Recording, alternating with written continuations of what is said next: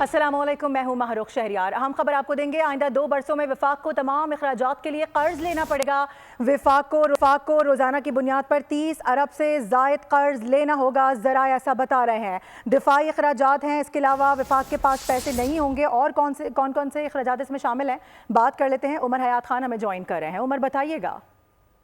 जी बिल्कुल, आइंदा 2 बरसों में पाकिस्तानी मईशत को बड़े धचके लगते हैं और वफाक को जो है वो अपने तमाम अखराजात के लिए, खास तौर पर जो सूबों के ट्रांसफर है, सूद की अदायगियाँ, उनके लिए कर्ज लेना पड़ेगा। और अखराजात पूरे करने के लिए वफाक को रोजाना की बुनियाद पर 30 अरब रुपए से जायद का कर्ज लेना पड़ेगा। दिफाई अखराजात हैं, पेंशन है, हुकूमती अखराजात हैं, तनख्वाहों की अदायगियों के लिए भी वफाक के पास जो है वो पैसे नहीं होंगे। और आइंदा माली साल सूद अदायगियों का जो बोझ है जो 10,300 अरब रुपए तक पहुंच जाएगा, जो कि अभी 9,700 अरब तक है। और इसी तरह सूबों को ट्रांसफर और सूद अदायगियों का जो बोझ है वो 20,630 अरब रुपए से तजावुज कर जाएगा।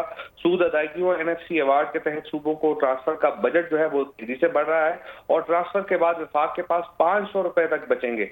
NFC अदायगियों और सूद अदायगियों का जो बोझ है वो कम करने के लिए जो नजरसानी है उसकी जरूरत है, ये बताना था ज़राए वज़ारत खजाना का। लेकिन जो आइंदा 2 साल है या 3 साल का एक प्लान हुकूमत की जानिब से सामने आया है, उसमें हमें ये लग रहा है कि पाकिस्तानी मईशत को अब कर्जों पर इन्हिसार ज्यादा करना पड़ेगा। और अभी भी हम ये देख रहे हैं कि जो 9,700 अरब रुपए जो शरह सूद के मद में हुकूमत ने पैसे देने हैं, उसमें 8,500 अरब रुपए से ज्यादा जो है वो पाकिस्तानी कमर्शियल बैंकों का है।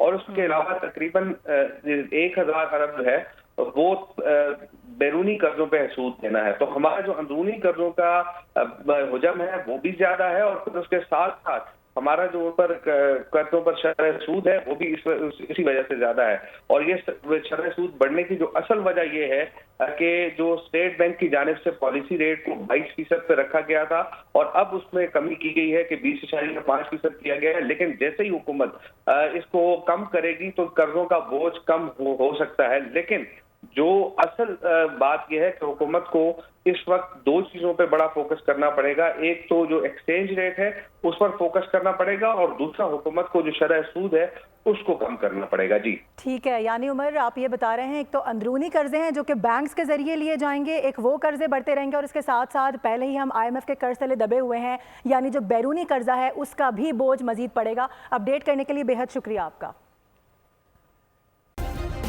सब्सक्राइब करें और बेल दबाएं ताकि कोई खबर रह न जाए।